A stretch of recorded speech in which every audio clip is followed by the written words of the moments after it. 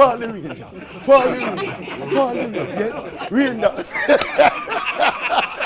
That is what the West Indies cricket team reduced the Big Maverick to on a Monday evening and the rain dance. Paul the Ranger, Paul the Ranger, yes, Paul the Right now, it's all about the rain continuing to fall in England. Wash out the rest of the test match so we can draw the series and retain the Wisden Trophy. So this rain dance after tomorrow, yes. Paul the Ranger, Paul the Ranger.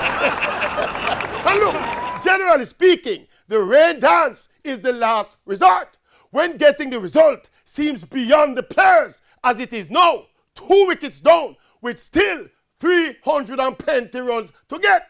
West Indies staring down the barrel of defeat. And the truth be told, the team in general, but especially the batsmen, have lost their confidence and are looking like lambs to the slaughter for the English bowlers. There are absolutely no signs that the West Indies batsmen are in the frame of mind or possess the physical and technical readiness to have us believe they will stand up and bat and fight to save this test match. And when it reaches there, it's all about the rain dance.